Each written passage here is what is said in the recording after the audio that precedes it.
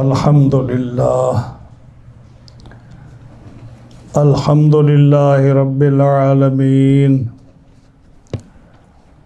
والعاقبۃ للمتقین والصلاة والسلام علی سید الانبیاء والمرسلین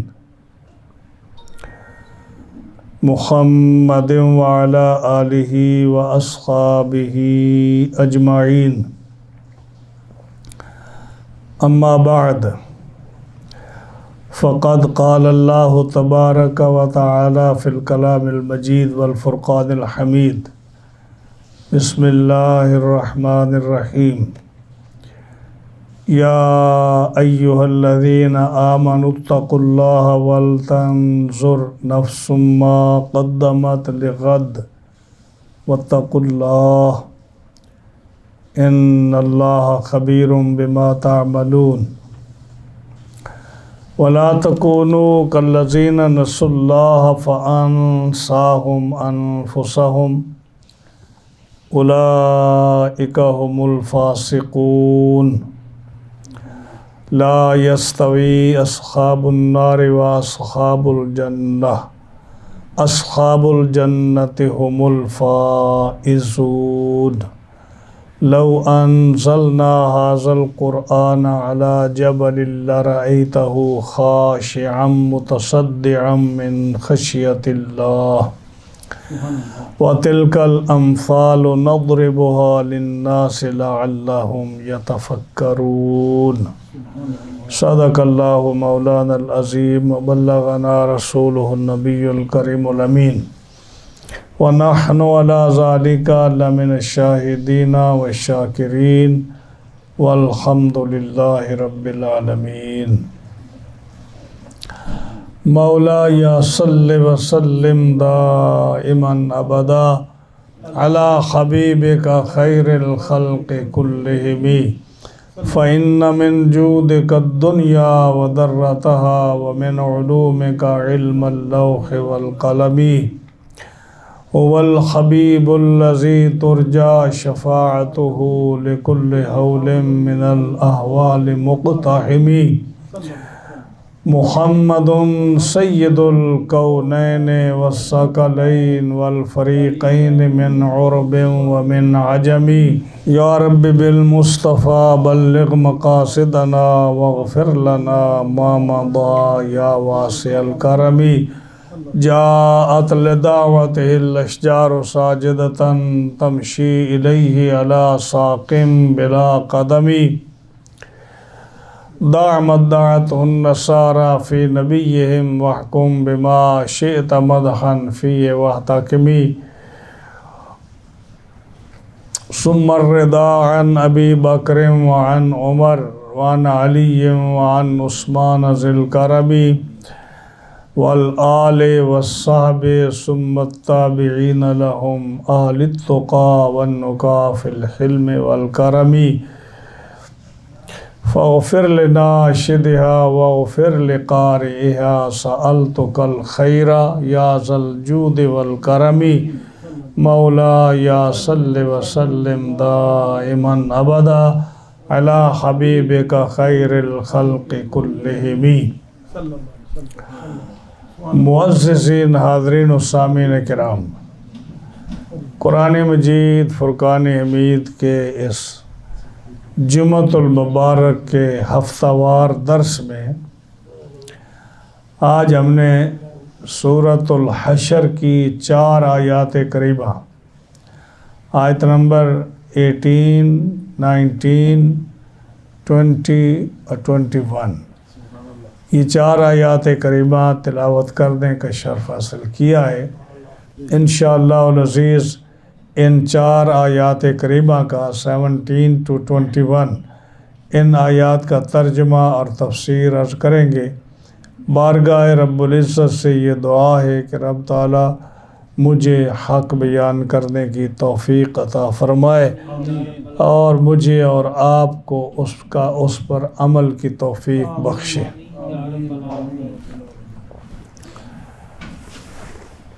پچھلی دونوں صورتوں میں اور خاص کر پچھلے رکوع میں جو ہے یہود کا اور منافقین کی ہٹ دھرمیوں کا، ان کی سازشوں کا، ان کی بدماشیوں کا ذکر ہوا، ان کی وعدہ خلافیوں کا اور ان کی بری حرکتوں کا ذکر قرآن مجید میں اللہ تعالیٰ نے بیان فرمایا۔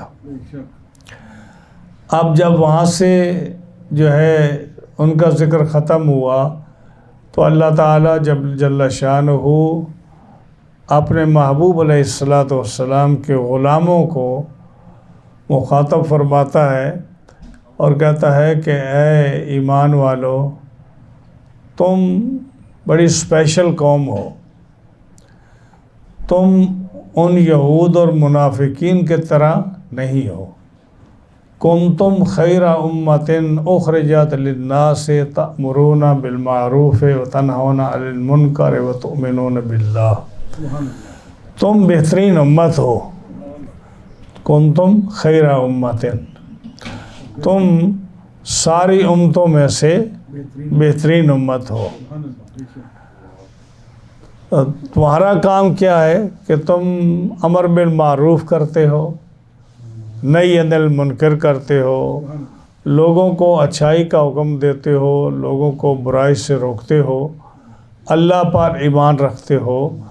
تمہارا اتنا اچھا عقیدہ ہے، تمہارا اتنا اچھا ایمان ہے، تو تم جو ہے نا تم عمل صالح کیا کرو۔ ہاں جی، اپنے آپ کو دیکھو کہ تم کہاں کھڑے ہو۔ یعنی ایک قسم کی رب تعالیٰ جل شانہ نے مسلمانوں کو جھنجھوڑا ہے اور دیکھا ہے تم کیا کر رہے ہو۔ کبھی تم نے سوچا ہے کہ تمہارے دن رات کیسے گزرتے ہیں، تمہارا شب و روز کیسے گزرتا ہے، تمہارا ماضی کیا ہے، مستقبل کیا ہے، تمہیں پیدا کس لیے کیا گیا ہے، تمہارے دنیا میں آنے کا مقصد کیا ہے؟ تو اس چیز کو دیکھو، کبھی اکیلے بیٹھ کر سوچا کرو، غور کیا کرو۔ تو کیا فرمایا؟ یا ایھا الذین آمنوا، اے ایمان والو۔ ہاں جی، حضور کی امت کو مخاطب ہوا رب تعالیٰ، اے ایمان والو، اتقوا اللہ، اللہ سے ڈرو، اللہ سے ڈرو۔ ایمان والا ہوتا بھی وہی ہے جو اللہ سے ڈرتا ہے۔ یعنی جو قرآن مجید آپ پڑھیں نا، فرمایا الف لام میم ذالک الکتاب لا ریب فیہ، وہ عظیم الشان کتاب جس میں کسی قسم کا شک و شبہ نہیں ہے۔ وہ کتاب کون سی ہے؟ ھدی للمتقین۔ یہ کتاب جو ہے اللہ سے ڈرنے والوں کے لیے ہدایت ہے۔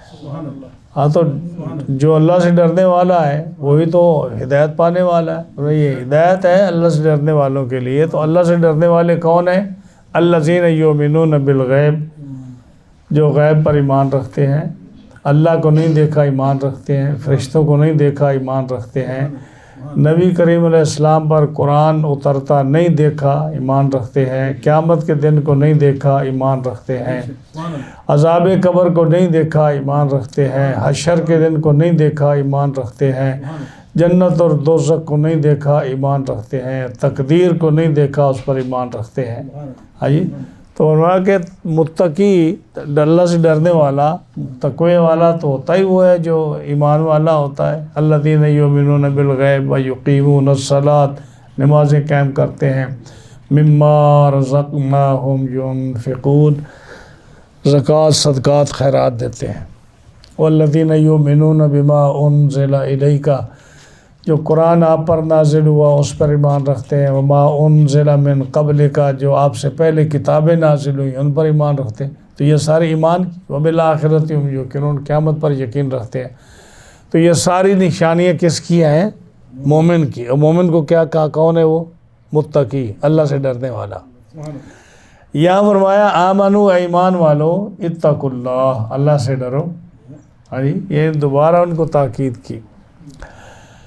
ہاں جی، وَلْتَنْظُرْ نَفْسٌ مَّا قَدَّمَتْ لِغَدٍ، اور ہر جان یہ دیکھے، والتنظر دیکھے، چاہیے کہ دیکھے، نفسن ہر جان، ہر انسان یہ دیکھے، ما قدمت لغد اس نے کل کے لیے کیا بھیجا ہے، قیامت کے دن کے لیے اس نے کیا بھیجا ہے۔ واتقوا اللہ، پھر آگے واتقوا اللہ، پیچھے بھی اتقوا اللہ اور یہاں بھی اتقوا اللہ، پھر اللہ سے ڈرو۔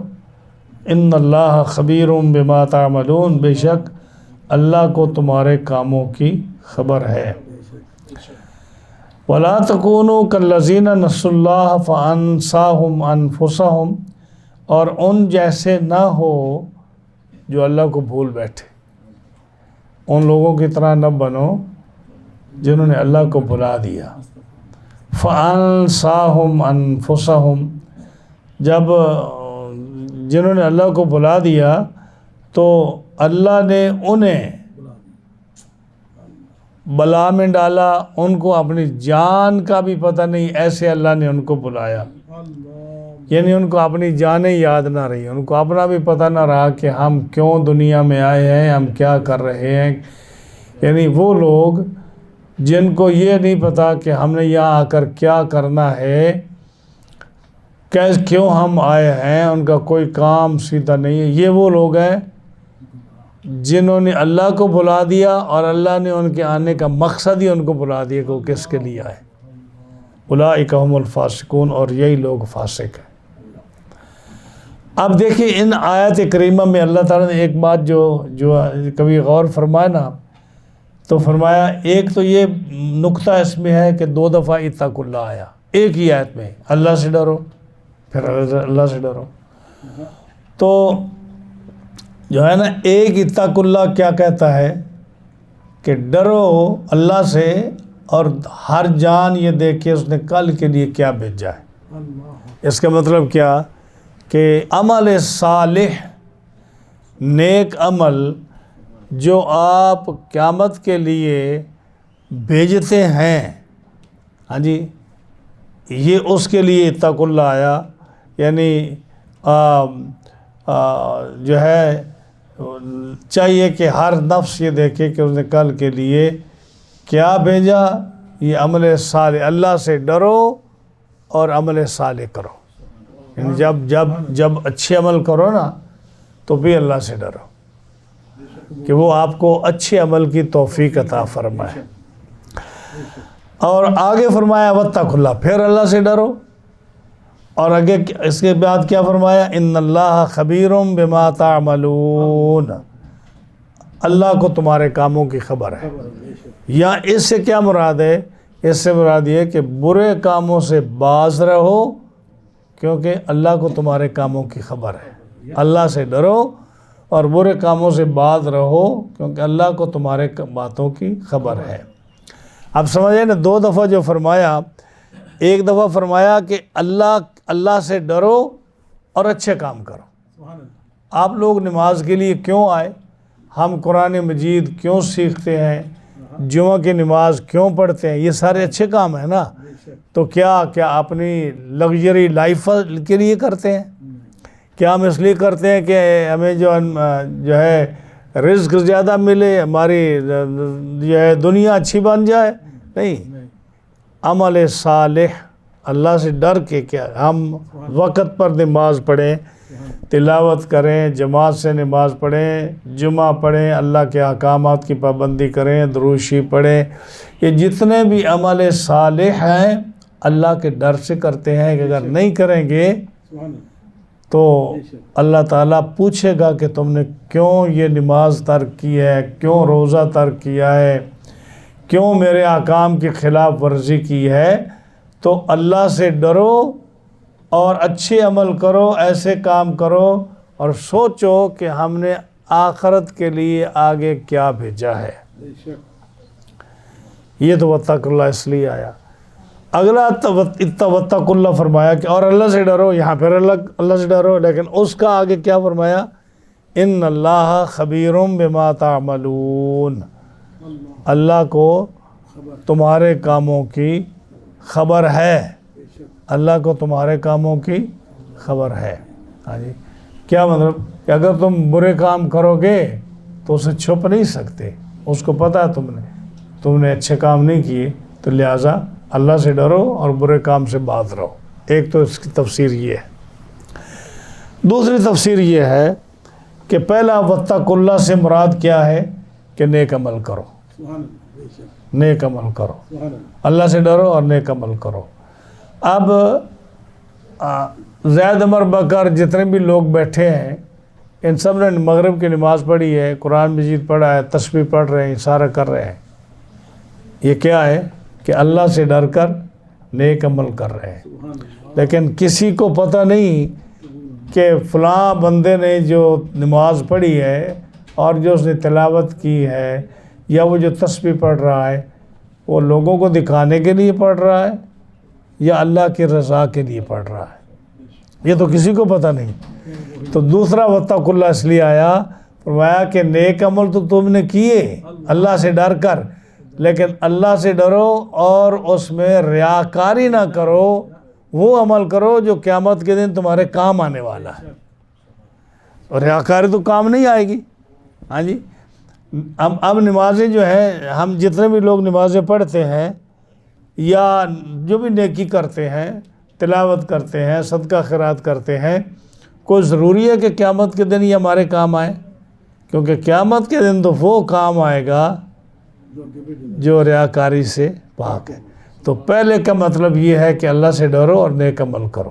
اب نیک عمل تو کر لیا لیکن 100% صحیح نہیں کیا، اس میں ریاکاری آ گئی، تو فرمایا کہ واتقوا اللہ، اللہ سے ڈرو، اس کو تمہارے کاموں کی خبر ہے، ریاکاری کے نہ کرو، جو بھی کام کرو لوگوں کے دکھلاوے کے لیے نہیں کرو، میری رضا کے لیے کرو۔ جیسے ایک بزرگ کہتے ہیں کہ میں نے سورۃ طٰہٰ پڑھی، سورۃ طٰہٰ 16 پارے میں ہے، وہ پڑھی، اور پھر ہم نے خواب دیکھا اور ہم نے آواز سنی کہ آسمان سے فرشتہ کہہ رہا ہے کہ فلاں آدمی نے سورۃ طٰہٰ پڑھی ہے، اس کو ساری سورت کا جتنی خوبصورت انداز سے اس نے پڑھی ہے نا، اس کو ہر لفظ کا، ہر جملے کا، ہر سینٹنس کا، ہر آیت کا اس کو ثواب دے دو۔ مگر ایک جو جملہ اس نے بولا ہے نا، اس کا ثواب نہیں دینا اس کو۔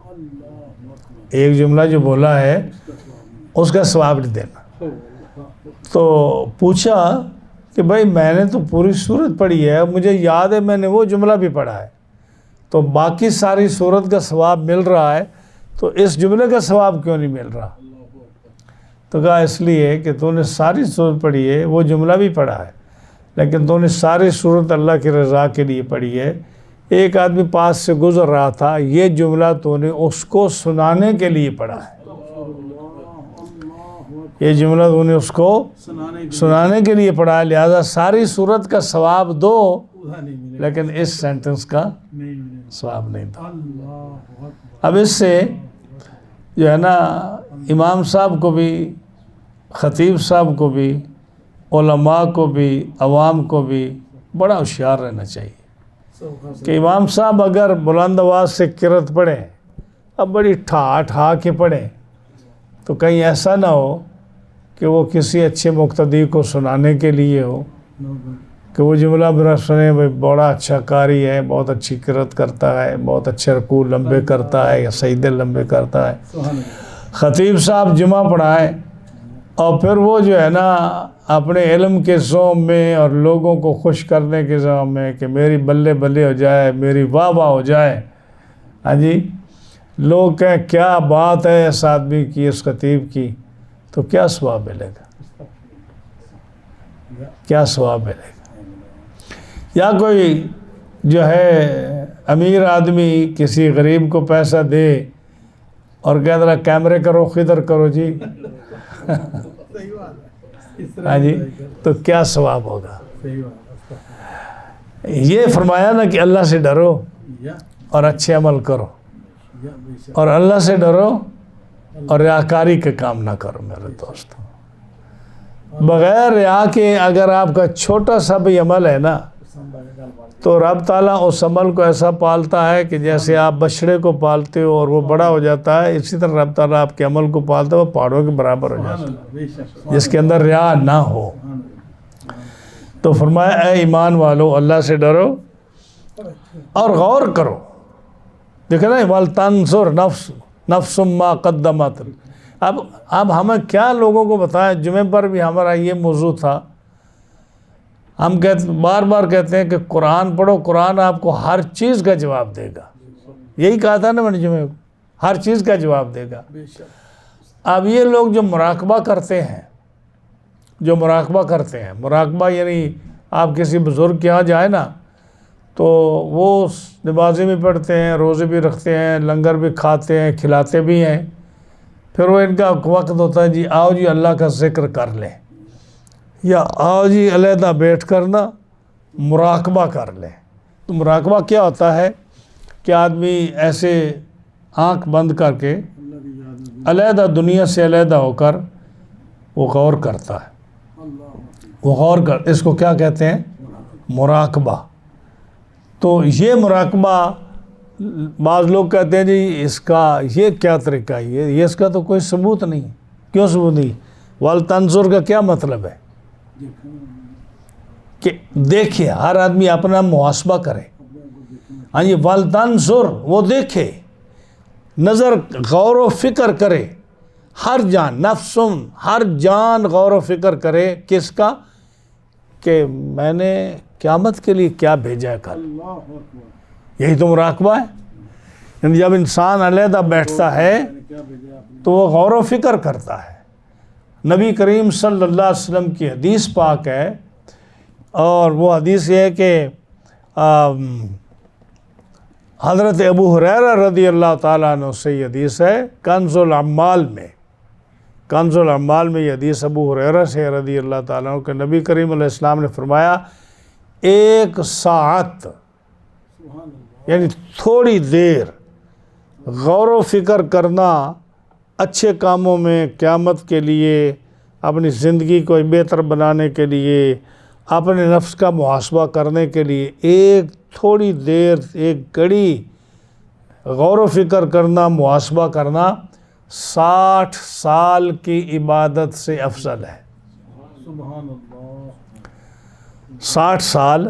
اب میں آپ سے عمر تو نہیں پوچھتا کہ آپ کی عمر کتنی ہے، لیکن 60 سے تو کم ہی ہوگی، یا 60 سے 1-2 سال اوپر ہوگی۔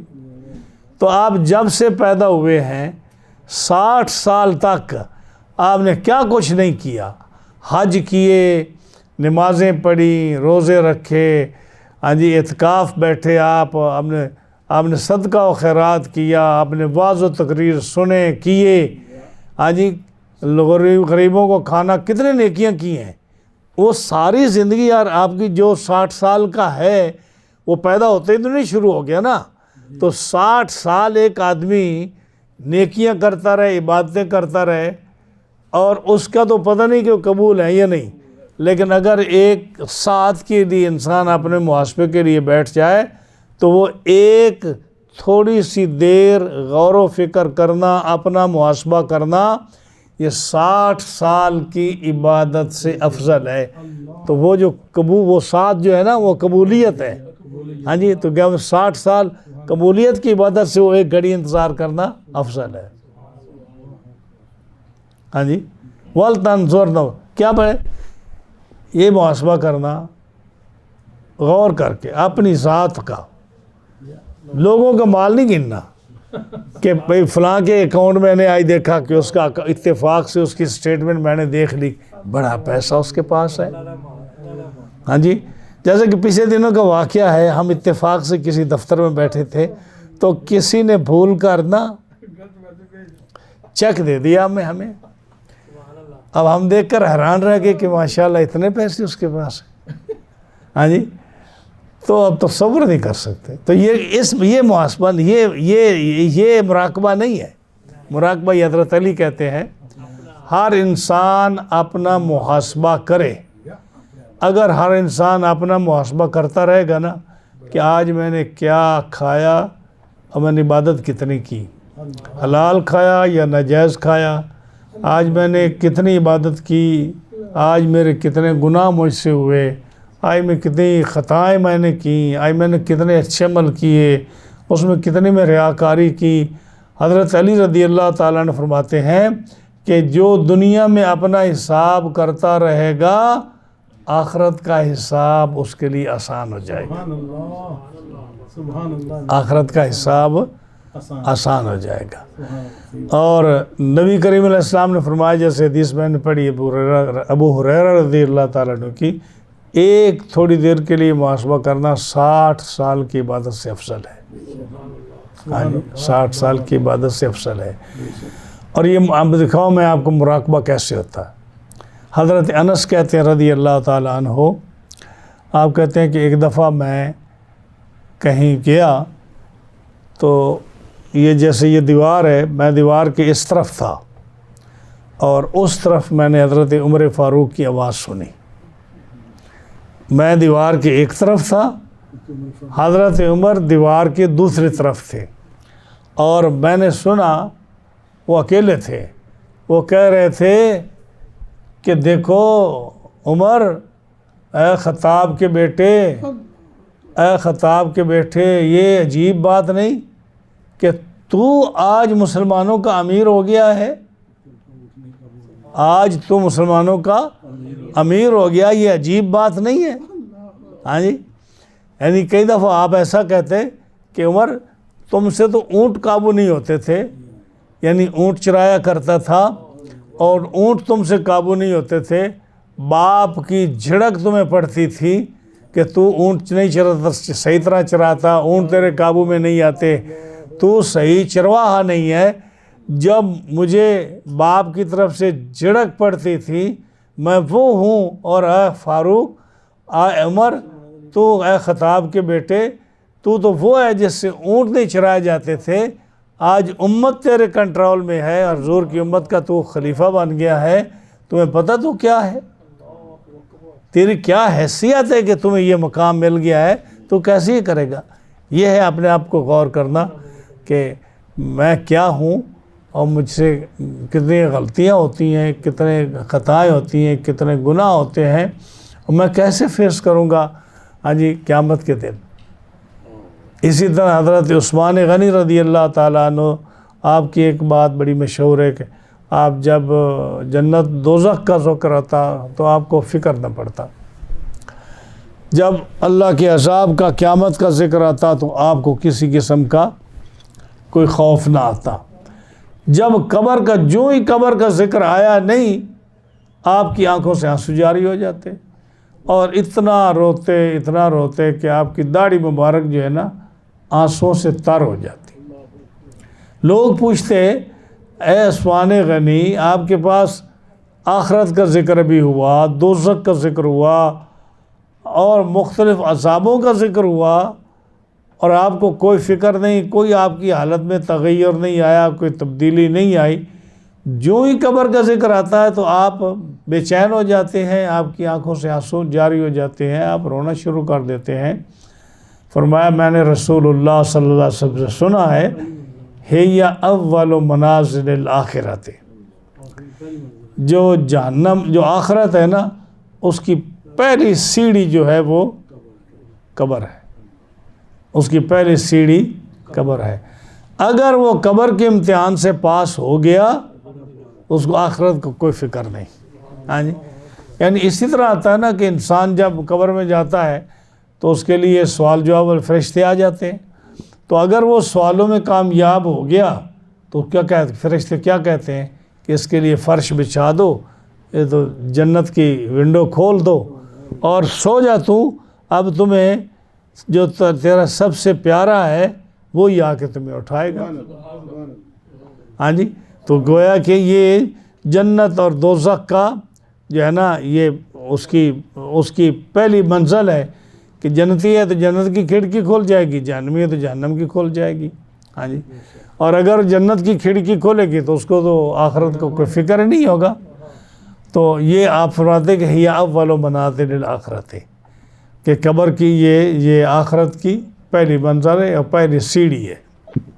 اور ویسے بھی حدیث پاک ہے رسول اللہ صلی اللہ علیہ وسلم کی، آپ نے فرمایا کہ جو آدمی مر جاتا ہے نا، جو آدمی مر جاتا ہے، ہاں جی، من ماتا فقد قامت قیامت ہو، جو آدمی مر گیا نا اس کی قیامت اسی دن سے شروع ہوگی جب وہ قبر میں گیا، ہے یا نہیں؟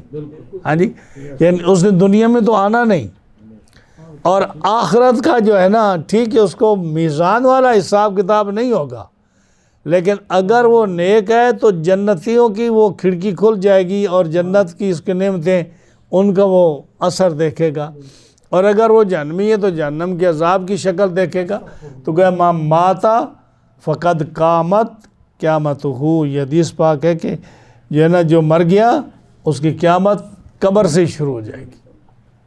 ہاں جی، تو حضرت عثمانی غنی کہتے ہیں رضی اللہ تعالیٰ عنہ، ہی اول منازل الآخرت، کہ آخرت کی پہلی سیڑھی قبر ہے، اس لیے آپ کہتے ہیں اگر میں قبر میں کامیاب ہو گیا تو آگے بھی میں کامیاب ہوں، اور قبر میں اگر مجھے پکڑا گیا تو میرے لیے کیا بڑا، اس لیے میں جب بھی وہ قبر کا عذاب سنتے یا قبر کا ذکر سنتے آپ کی آنکھوں سے آنسو جاری ہو جاتے۔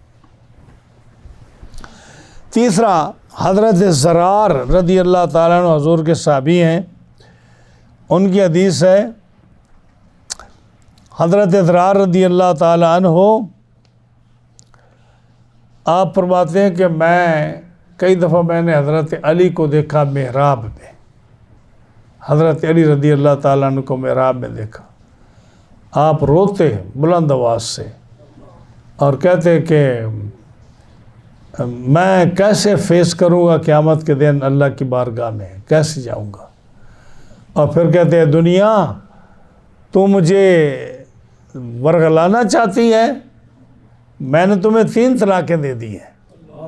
ہاں جی، حضرت علی کہتے ہیں محراب میں رات کو کہ اے دنیا میں نے تمہیں 3 طلاقیں دے دی ہیں، اور جب 3 طلاقیں دے دی ہیں تو اب مجھ سے نا امید ہو جا۔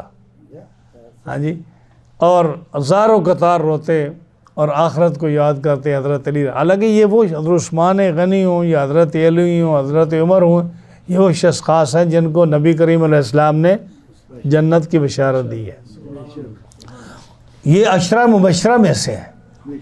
لیکن دیکھو یہ ہر وقت غور و فکر کرتے تھے، ان کو یہی فکر رہتا تھا، تو یہ حکم ہے وَلْتَنْظُرْ نَفْسٌ مَا، ہر انسان، ہر نفس، ہر جان اپنا محاسبہ کرے، مراقبہ کرے۔ تو یہ بزرگ جو ہے نا، یہ لائٹ بند کر کے مراقبہ کرتے ہیں اور اللہ کا ذکر کرتے ہیں۔ اب انسان ہے نا، اب وہ بات تو رہی نہیں کہ جو پہلے لوگ ہوتے تھے تو کسی بزرگ کے کام کو دیکھ کر نا خاموش ہو جاتے تھے کہ ہمیں پتہ نہیں، کوئی ریزن ہو، کوئی وجہ ہوگی، اس لیے ہمارے بزرگ یہ کام کر رہے ہیں۔ آج کیا منہ پھٹ لوگ ہیں، کہتے ہیں کہاں ثبوت ہے جی ایسے علیحدہ بیٹھ کر بتی بند کرنے کا، لائٹ بند کرنے کا کہاں ثبوت ہے؟ گویا کہ پوری دنیا کی حدیث کی کتابیں یہ پڑھ کر آیا ہے کہ کہیں بھی یہ ثبوت نہیں ہے۔ اور جو ہے نا الترغیب و ترغیب، یہ حدیث کی کتاب ہے 5 جلدوں میں نے اس میں یہ حدیث پڑھی کہ نبی کریم صلی اللہ علیہ وسلم اور صحابہ ایک جگہ پہ تشریف فرماتے، آپ نے فرمایا لائٹ بجھا دو، تو آپ نے کیوں حکم دیا؟ لائٹ بجھانے کا کیا مطلب تھا؟ ہاں جی، لائٹ بجھانے کا کیا مطلب تھا کہ آپ فرما رہے اس وقت کون سی لائٹ ہوتی تھی؟ ایک بتی، ایک دیا ہی ہوتا تھا نا، اس طرح کی روشنی تو کتنی لائٹیں کتنی ہیں، اتنی لائٹیں ہیں اور کتنی روشنی ہے، ایک دیے کی کتنی روشنی ہوگی؟ آپ نے فرمایا یہ بجھا دو۔ ہاں جی، تو ثبوت پوچھتے ہو کہ یہ بتی بجھا کر اللہ کا ذکر کرنے کا ثبوت کس حدیث میں ہے؟ اب آپ نے ترغیب پڑھی ہے۔ ہاں جی، بس منہ پھٹ اعتراض کرنے کا شوق ہے لوگوں کو، کتاب اور حدیث جاننے کا اور علم جاننے کا شوق نہیں ہے۔ قرآن یہ فرما رہا ہے، اب یہ قرآن فرما رہا ہے، چلو یہاں بتی کا ذکر نہیں ہے لیکن یہ تو فرمایا وَلْتَنْظُرْ، مراقبہ کرو، غور کرو، اپنے نفس کا محاسبہ کرو، سوچ بچار کرو، اور سوچو کہ آج میں نے آخرت کے لیے کیا بھیجا ہے، کل کیا بھیجا تھا۔ ہاں جی، اور اگر آپ قرآن کی مزید آیتیں چاہتے ہیں پڑھیں آپ قرآن مجید یہ سورۃ آل عمران کا آخری رکوع۔ ہاں جی، ان فی خلق السماوات والارض واختلاف اللیل والنہار، اس کو پڑھیں آپ، وہ کیسے آتی ہے، یتفکرون کا لفظ آتا ہے۔ اللہ کی مخلوق جو اس نے پیدا فرمائی ہے اس میں غور و فکر کریں کہ اللہ نے یہ چیزیں کیوں پیدا فرمائی ہیں۔ ہاں جی، ان چیزوں میں غور فکر کریں آپ۔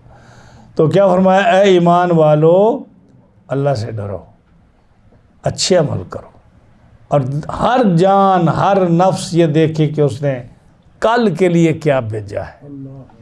ہاں جی، اب آپ کہیں گے، کبھی آپ نے یہ بھی کہا کہ جی ارے بھائی ہم تو 60 سال ہو گئے، ہر دوسرے دن کل آ جاتا ہے، ہر دوسرے دن کل آ جاتا ہے، اور قرآن کہتا ہے کہ کل کے لیے کیا بھیجا، یہ کل سے کیا مطلب ہے؟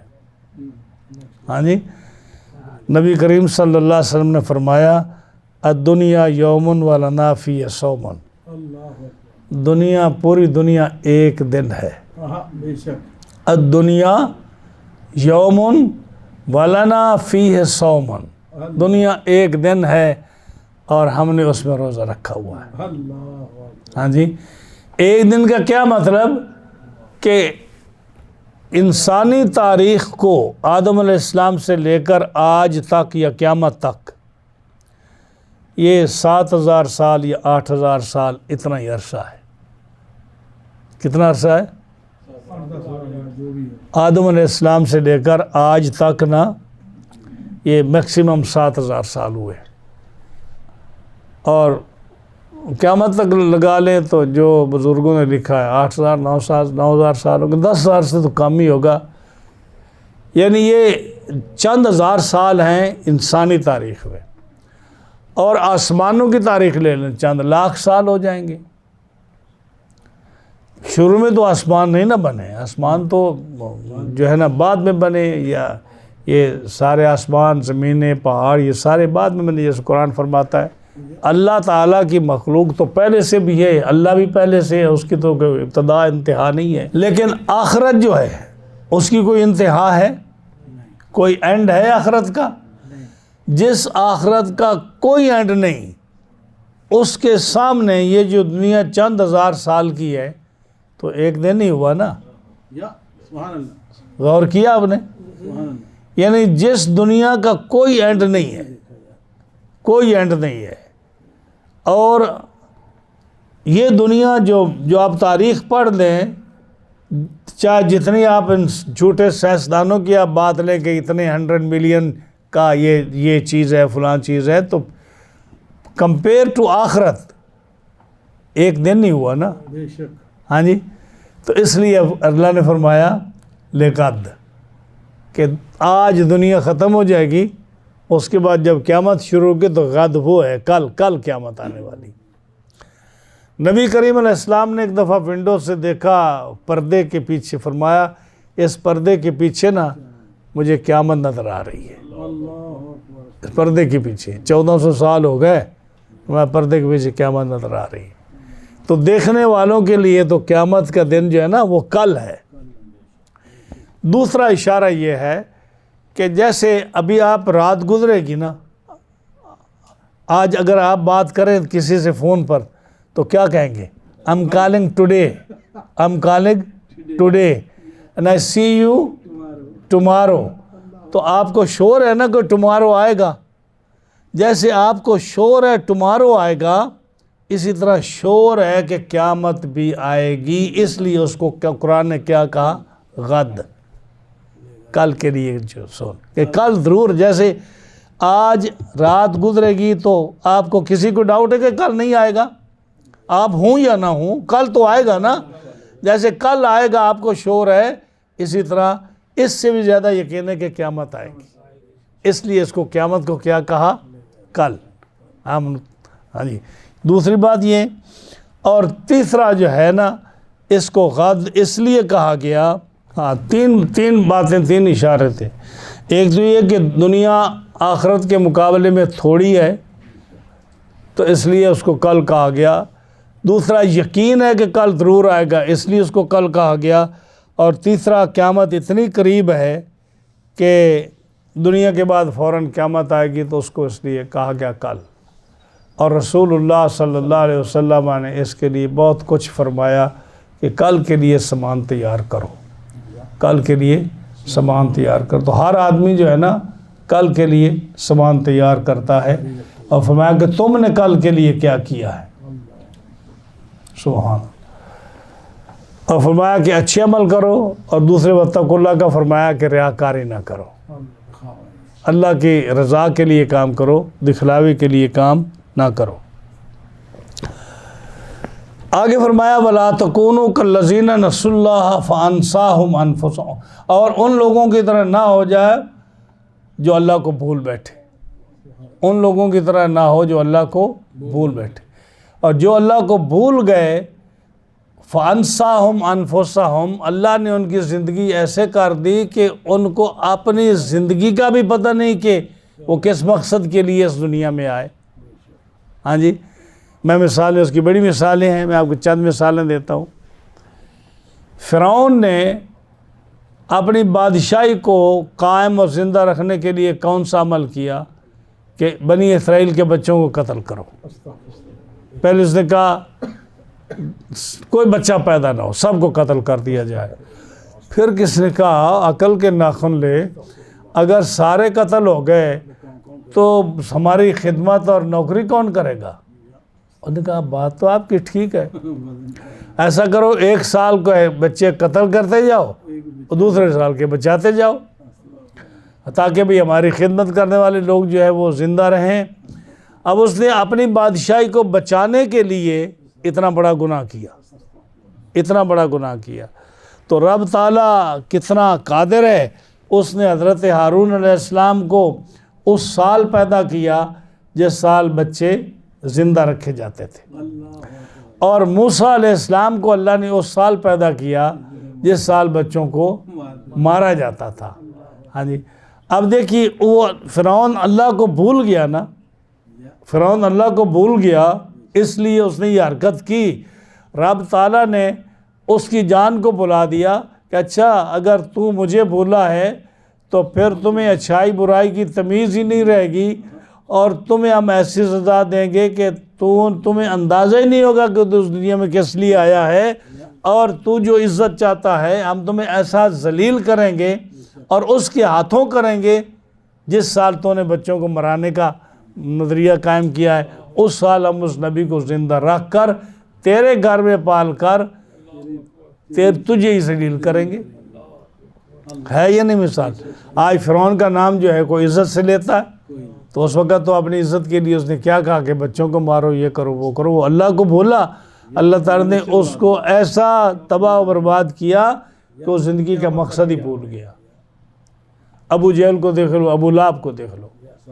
ابو لہب حضور کا سکا چچا، ابو جہل یعنی وہ جانتا تھا کہ اللہ کے رسول ہے، سچے رسول ہے، لیکن وہ مانتا اس لیے نہیں تھا کہ پھر نبوت تو ان کے خاندان میں چلی گئی تو ہم تو ان کے غلام بن جائیں گے۔ تو انہوں نے وہ اللہ کو بھول گئے بڑا بننے کے لیے۔ ابو الحکم اس کی کنیت تھی، حکمت کا باپ، بڑا وائز مین، عقل مند انسان، لیکن نبی کریم علیہ السلام نے اس کو ابو جہل کہہ دیا، ہاں جی، کہ یہ جہالت کا باپ ہے۔ اب اس کی زندگی دیکھو کہ وہ جس اپنی زندگی کو بہتر بنانے کے لیے وہ قریش کا بڑا سردار بنتا تھا، رب نے اس کو کیسی ذلت دی کہ جب اس کو مرایا تو وہ افسوس کر رہا تھا کہ میں دیہاتیوں کے ہاتھوں 2 بچوں کے ہاتھوں مارا گیا۔ یہ ہے نا فرما فَأَنسَاهُمْ أَنفُسَهُمْ، جو لوگ اللہ کو بھول جاتے ہیں اللہ ان کے ساتھ وہ اشر کرتا ہے کہ وہ اپنا دنیا میں آنا وہ بھول جاتے ہیں، ہم کس مقصد کے لیے آئے، ہمارا مقصد کیا ہے، ہم نے کیا کرنا ہے کیا نہیں کرنا۔ دنیا میں آنا مقصد کھانا کھانا اور پیٹ بھرنا اور سو جانا اور جاگ پڑنا، اور یہ تو مقصد نہیں ہے۔ وَمَا خَلَقْتُ الْجِنَّ وَالْإِنسَ إِلَّا لِيَعْبُدُونَ، اللہ نے پیدا کیا ہے کہ اللہ کی عبادت کی جائے۔ تو فرمایا کہ جو اللہ کو بھول جاتے ہیں ان کی طرح نہ ہو جاؤ، کیونکہ تم ایسا کرو گے تو اللہ تمہیں ایسی بلا میں ڈالے گا کہ تمہیں اپنا زندہ رہنا بھی تمہیں پتہ نہیں ہوگا کہ ہم کس لیے زندہ ہیں، کیا مقصد ہے۔ جتنے بھی کفار ہیں، جتنے بھی بدبخت ہیں جو اسلام کے دشمن ہیں، ان کا نام لینے والا بھی کوئی نہیں ہے۔ ان کو یہ بھی نہیں پتہ کہ ہم کس مقصد کے لیے اس دنیا میں آئے ہیں، ہمارے آنے کا کیا مقصد ہے، زندہ رہنے کا کیا مقصد ہے۔ ہاں جی، اور جو اللہ کی یاد میں رہے ان کی شان کیا ہے، سبحان اللہ، دیکھ لو حضرت بلال کو۔ سبحان اللہ، سبحان اللہ، ہاں جی، دیکھیں ان کے بلال کو، دیکھو کہ کتنا غریب انسان، شکل و صورت میں کیسا سیاہ رنگ، موٹے ہونٹ، اور اللہ نے کتنی عزت دی کہ سارے قریش نیچے کھڑے ہیں اور کعبے کی چھت پر اس کو کھڑا کر کے کہا اذان دو جی۔ سبحان اللہ، سبحان اللہ، صہیب رومی جنہوں نے جگہ جگہ بکتے گئے، ان کے مال مویشی بکتے گئے، اور وہ جب حضور کے پاس پہنچے، نبی کریم علیہ السلام سے پوچھا گیا یا رسول اللہ صلی اللہ علیہ وسلم بہترین شخص کون ہے؟ تو فرمایا میں، دوسرے نمبر پر سلمان فارسی، اللہ، تیسرے نمبر پر بلال حبشی، سبحان اللہ، چوتھے نمبر پر صہیب رومی۔ سبحان اللہ، یہ تینوں غلام تھے، سبحان اللہ، کسی قریشی کا نام نہیں دیا۔ اللہ اکبر، ہاں جی، اللہ اکبر، اب حضرت فاروق اعظم بڑے ٹھاٹھ والے آدمی تھے نا، وہ کہتے تھے اب یہ بلال جو ہے نا سیدنا و مولانا، اللہ، بلال سیدنا و مولانا، یہ بلال ہمارا سردار ہے، ہمارا مولا ہے، سبحان اللہ، ہمارا آقا ہے۔ آقا مولا، یہ عزت کس نے دی؟ یہ عزت دی کہ جو اللہ کے ذکر سے اپنی زندگی کو آباد رکھتے ہیں۔ بے شک، بے شک، ہاں جی، جو بھی اللہ کے ذکر سے کوئی، وہ چاہے وہ نچلی قوم کا ہو یا اونچی والے قوم کا ہو، اس کا رنگ و حسن اور جو مرضی ہو، رب کے ہاں اس کی بڑی شان ہے۔ بے شک، بے شک، ہمارے کتنے علماء اس امت میں ہیں جو غریب قوم سے تعلق رکھتے تھے، لیکن اللہ نے ان کی اتنی عزت دی کہ پورے مولانا امجد علی صاحب اعظمی پوری دنیا کے استاد ہیں۔ سبحان اللہ، آپ یہاں امریکہ میں دیکھ لو، افریقہ میں دیکھ لو، آپ انڈیا میں دیکھ لو، پاکستان میں دیکھ لو، بنگلہ دیش میں دیکھ لو، کسی ملک میں چلے جاؤ، مولانا امجد علی اعظمی کا نام لو، کہتے ہیں ہمارے دادا استاد ہیں، میرے بھی دادا استاد ہیں۔ بے شک، ہاں جی، تو اللہ نے کتنی عزت دی ان کو۔ سبحان اللہ، تو یہ بات ہے کہ جو اللہ کو بھول جاتا ہے، اللہ اس کو ایسا کر دیتا ہے کہ اس کو بالکل دنیا ہی بھول جاتی ہے، وہ اپنا آپ ہی بھول جاتا ہے۔ اور جس کو عزت دیتا ہے، جو اللہ کو یاد رکھتا ہے، اللہ اس کو ذکر بہت بلند فرماتا ہے۔ اولئک هم الفاسقون، اور یہ لوگ جو ہے نا یہ فاسق ہو جاتے ہیں۔ لا یستوی اصحاب النار و اصحاب الجنہ۔ اب چونکہ اوپر ذکر ہے نا نیک اور بد کا، کہ نیکی کرو اور برائی سے بچو، اللہ کا ذکر کرو، اور جو اللہ کا ذکر نہیں کرتے، یہ دو نسلیں ہو گئی نا، ایک اللہ کا ذکر کرنے والے، ایک نہ کرنے والے، ایک اللہ کا انکار کرنے والے، دوسرا کا اقرار کرنے والے، ایک نیک عمل کرنے والے، ایک بد عمل، دو قومیں ہو گئی نا۔ تو اللہ نے فرمایا کہ لا یستوی اصحاب النار و اصحاب الجنہ، دوزخ والے اور جنت والے برابر نہیں۔ بے شک، ہاں جی، دوزخ والے جنت والے برابر نہیں، برابر نہیں، یعنی مومن اور کافر برابر نہیں، بلکہ جو جنت میں لوگ ہیں وہ بھی برابر نہیں۔ ایک جنت الفردوس میں ہے، دوسرا دوسری جنت میں ہے، ایک اعلیٰ مقام پر ہے، دوسرا ہے تو جنت میں لیکن ادنا مقام پر ہے۔ اسی دوزخ میں کسی کو زیادہ عذاب ہو رہا ہے، کسی کو کم عذاب ہو رہا ہے۔ تو اللہ نے مخلوق ایسی پیدا فرمائی جن میں سارے لوگ برابر نہیں ہیں۔ تو یہاں فرمایا کہ کافر اور مومن برابر نہیں، جنتی اور جہنمی برابر نہیں۔ ہاں جی، اللہ کے رسولوں میں بھی فرق ہے۔ تلک الرسل فضلنا بعضهم علی بعض منهم من کلم اللہ ورفع بعضهم درجات۔ اللہ کے رسولوں میں بھی فرق ہے، کئیوں کو بڑا مقام دیا، ہاں جی، ایک سے بڑھ کر ایک ہے۔ لیکن یہاں فرمایا کہ جنتی اور جہنمی برابر نہیں ہے، ان میں فرق ہے۔ اصحاب الجنت هم الفائزون، جنتی لوگ تو وہ ہیں جو کامیاب ہیں، بے شک، فائزون وہ کامیاب ہیں، جنتی لوگ کامیاب ہیں۔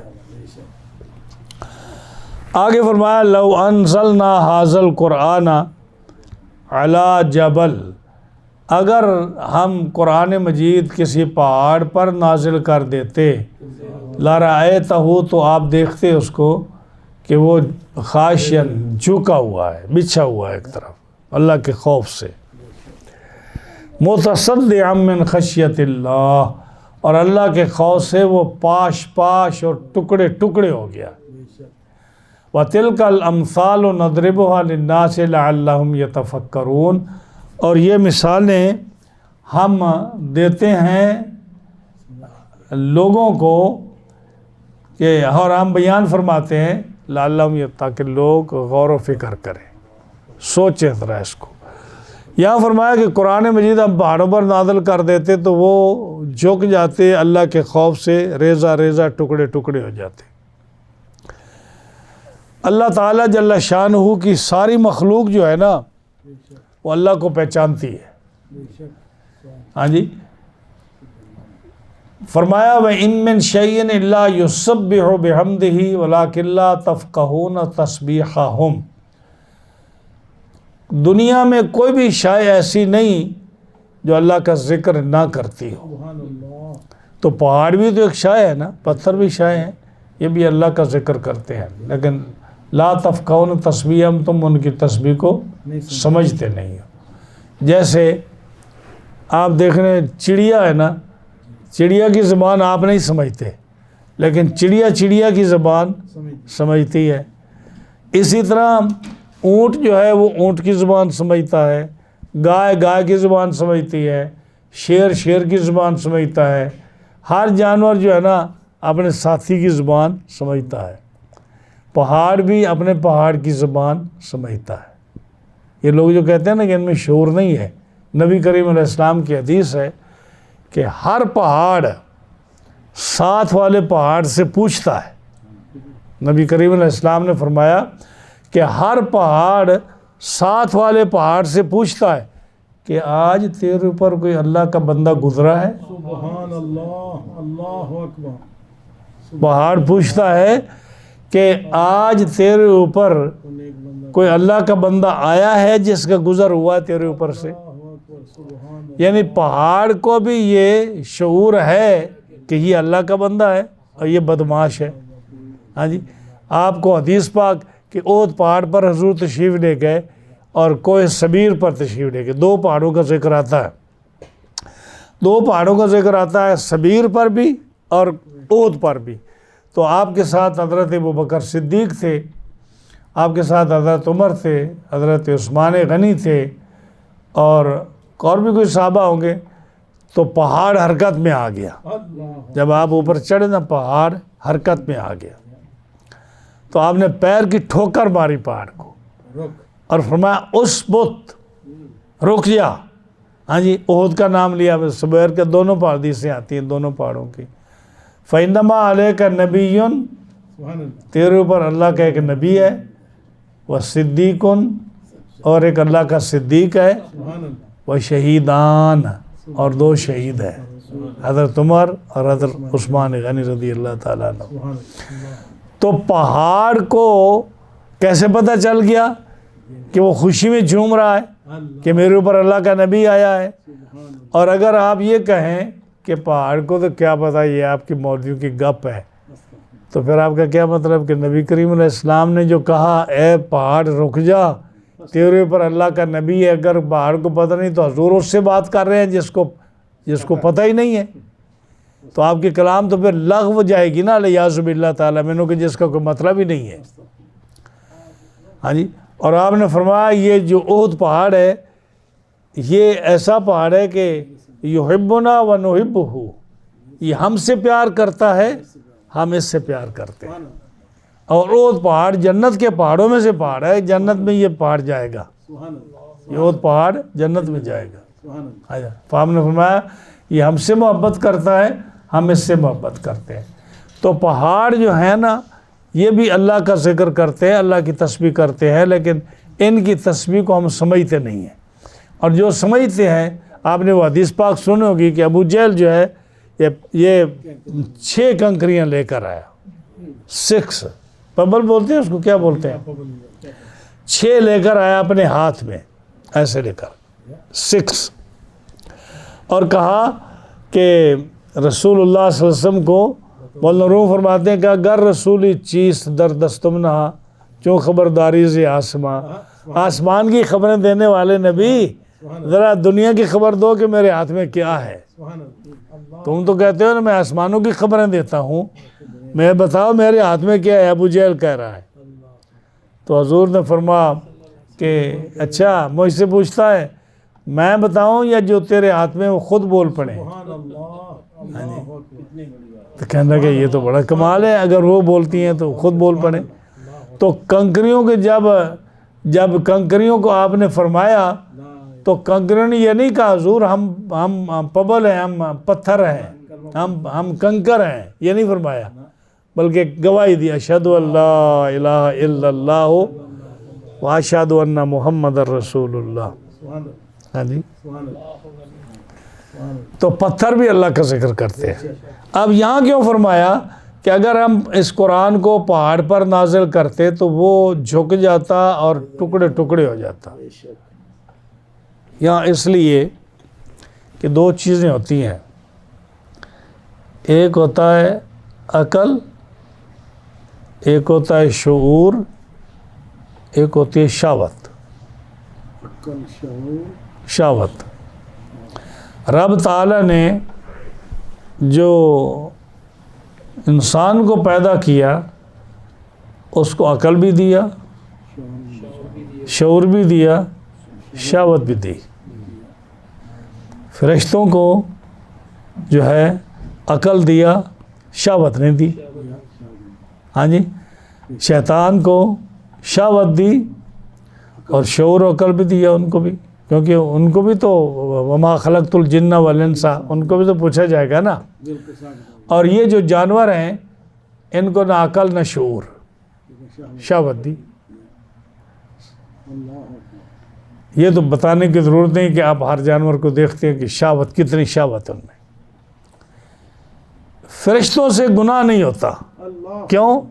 شہوت نہیں ہے. سمجھ آئی نہیں؟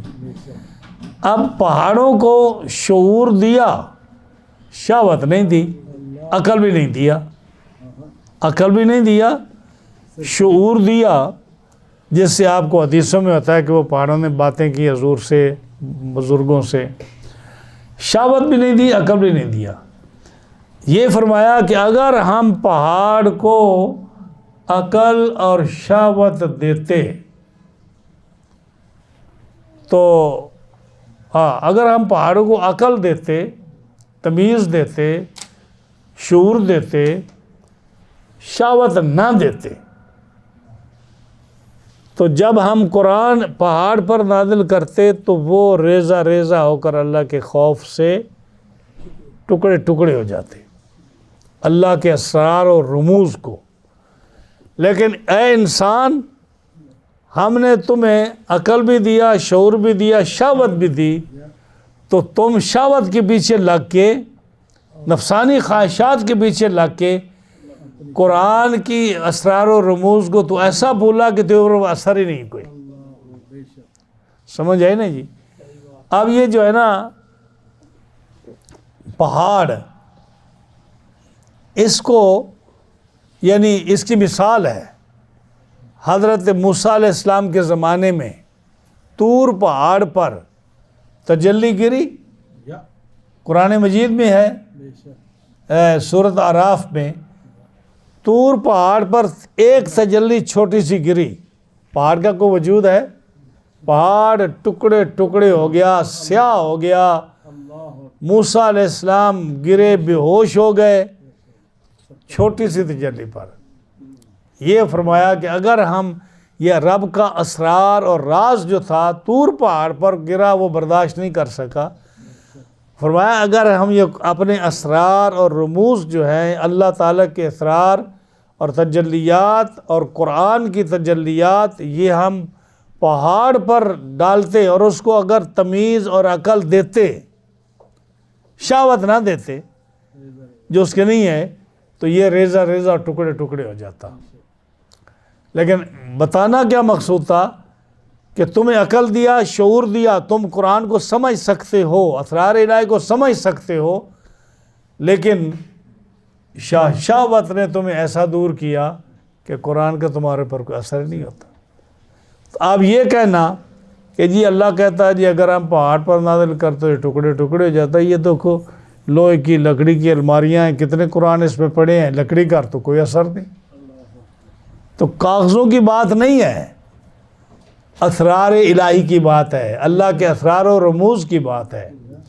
وہ اسرار و رموز طور پر پڑے تو اس کا حال دیکھو کیا ہوا، لیکن رسول اللہ صلی اللہ علیہ وسلم کا سینہ پہاڑ سے بھی اتنا مضبوط ہے، پہاڑ سے بھی اتنا اعلیٰ اور اعلیٰ درجے کا ہے کہ اسرار و رموز آپ کے سینے پر قرآن کے الفاظ و معنی نازل ہوتے رہے، اور بلکہ قرآن کے اسرار تو ایک طرف، رب کی ذات کو اپنی آنکھوں سے دیکھا، ما زاغ البصر وما طغیٰ، آپ کی آنکھ چپکی بھی نہیں۔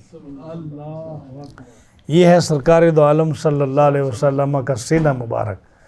تو فرمایا اگر ہم یہ قرآن اس کے اسرار و رموز، کاغذ نہیں، یہ قرآن کا نسخہ نہیں، اسرار و رموز اگر ہم نازل کرتے اس قرآن کو پہاڑ پر، اور اس کو تمیز اور اس کو عقل دیتے، شہوت نہ دیتے، کیونکہ شہوت دیتے تو وہی اس کا بھی تمہارے حال ہو جاتا، ہاں جی، تو پھر تو دیکھتا اس کو کہ وہ جھکا ہوا ہے اللہ کے خوف سے، اور پاش ہو جاتا اللہ کے ڈر سے۔